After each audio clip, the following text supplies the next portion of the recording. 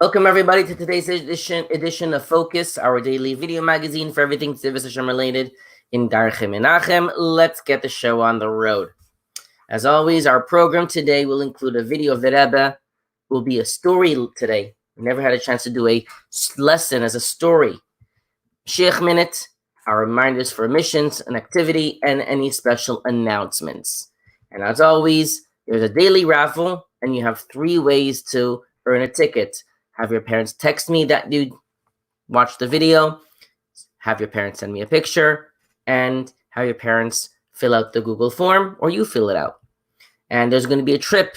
You participate in most of the videos, you're going to go on this beautiful, tasty trip. Today's video. But before, let's get to yesterday's question. What did the Rebbe tell the mayor of Haifa is the roadmap to peace in Eretz Yisrael? And the answer is that Eretz Yisrael should be a Jewish land. And that means that they keep to Torah mitzvahs. Let's move on to today's question of the day. What did the Rebbe do before leaving the shul when he was not next to the Aron Kodesh? I'm going to give you a little hint. Whenever you would see the Rebbe come into shul and outside and leave shul, when he would go to his place, as he would go to his place, he would touch the paroiches on his way in and touch the paroiches on his way out. He would touch it in 2 different ways. The way he would touch it when he would come in was one way, and the way he would touch it on his way out would be a little different. But what happens when the Rebbe was not next to the Aron Kodesh? What did the Rebbe do? Listen carefully and follow along so you know the answer.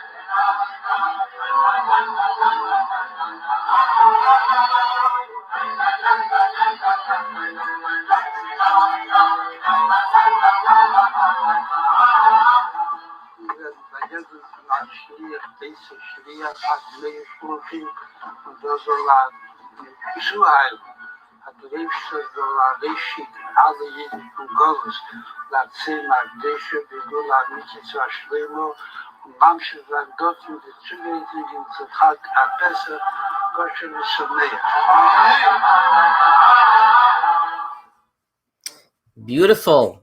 And the question again, what did the Rebbe do before leaving shul when he was not next to the Aron Kodesh? And the answer is not he told people to move something. There's a reason why he wanted the divider to be moved. So what did the Rebbe do when he left shul and he's not next to the Aron Kodesh? Include the answer in the Google form to get your ticket into Harafel. And today we are going to be doing story time. We're going to be enjoying a special story that is printed in this week's Hachayil magazine. The stories that are in the Hachayil magazine are stories that took place with people related to children just like you.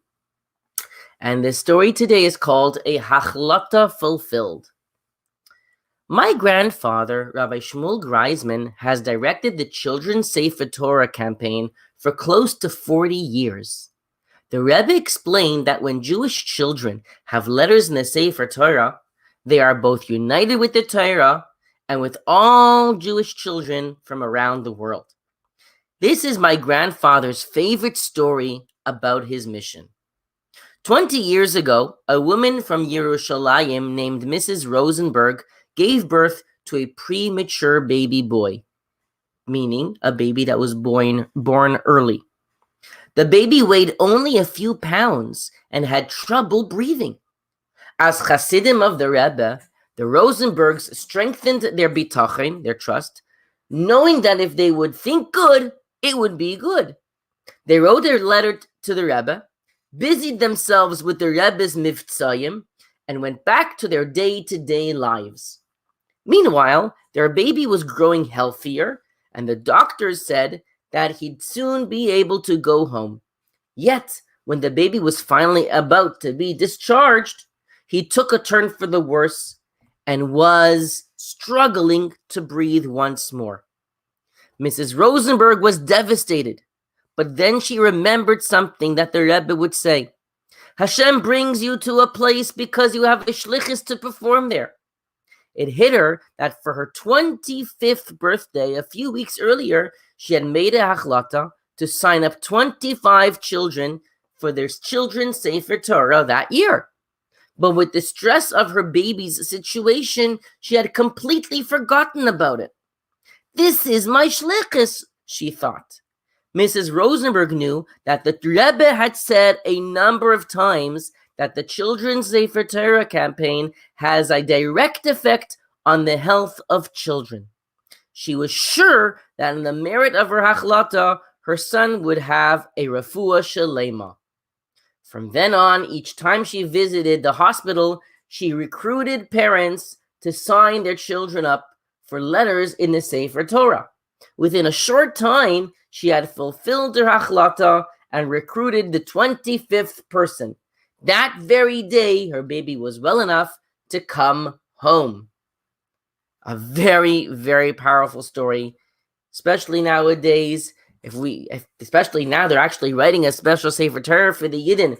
And if we could try to get 1-2 people to sign up to this Sefer Torah, you're certainly helping people getting a refuah shelema. Wow.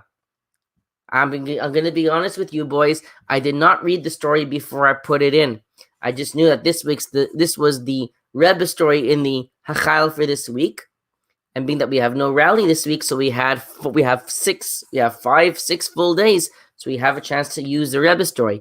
A beautiful, powerful story, and Be'ezer Hashem, each and every one of us should take to action. Rabbi Munitz, please take it away for today's Mashiach Minute.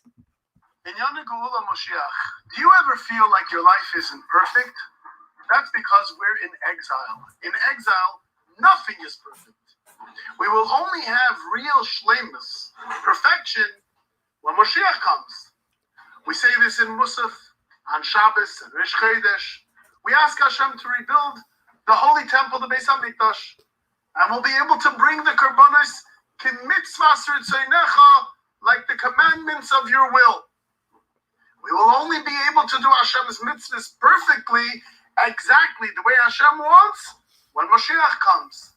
Still, we shouldn't think that since it's not going to be perfect until Moshiach comes, we shouldn't bother trying now. A Jew needs to do whatever he's able to do, and Hashem will make it perfect when Moshiach comes. We want Moshiach now. Amen. Thank you, Rabbi Munitz. At this time, as always, we remind everyone to please make sure to complete their missions, fill them out at night, and let us know.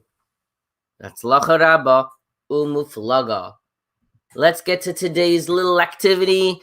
But before, let's get to yesterday's answer. It was like written a certain way. You had to read it fast to make out the words. And they made up, got to learn Mishnayos Baal Peh. And now let's get to today's word puzzle. The word puzzle is like, we had man, and then it has a lion, and then it says the word board, which means man overboard. So this is today's. Could you figure out, it's an expression.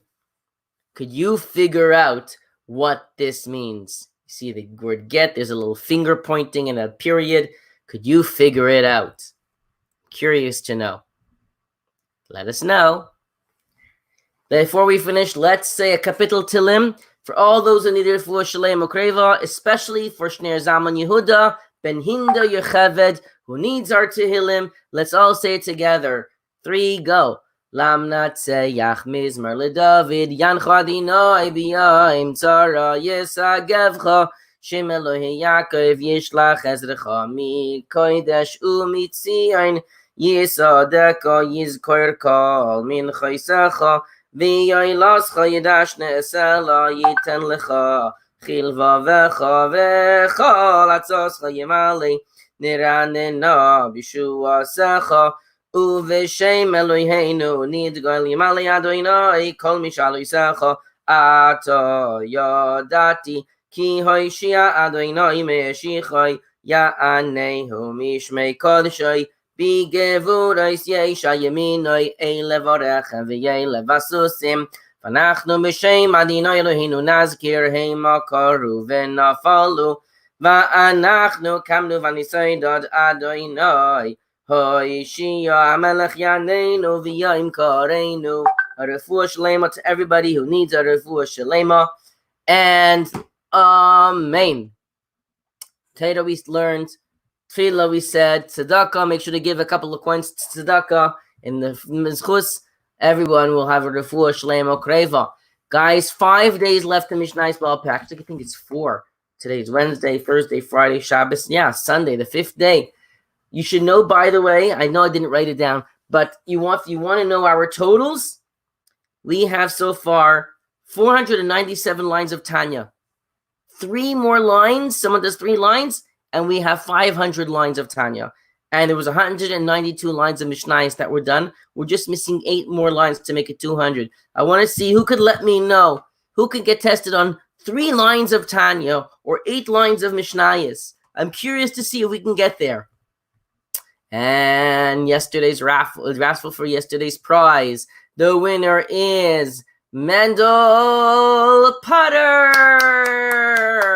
Beautiful. And Mendel Potter will be receiving the DigiPad or the LCD pad. And today's raffle will be on a magnetic, no, it's not a, that's a mistake. A magnetic pendulum. It's actually cool. A lot of see some people have it on their desk and they take one ball and they put it in the air and then they have it knocks back and forth and back and forth. But you never know. You might actually really, really like it. We had a beautiful session today. Thank you very much, everyone, for joining. And may all of our learning Torah and fulfilling mitzvahs be the tipping scale to bring a refuah shlema to the world and bring about the coming of Mashiach now. We want Mashiach now.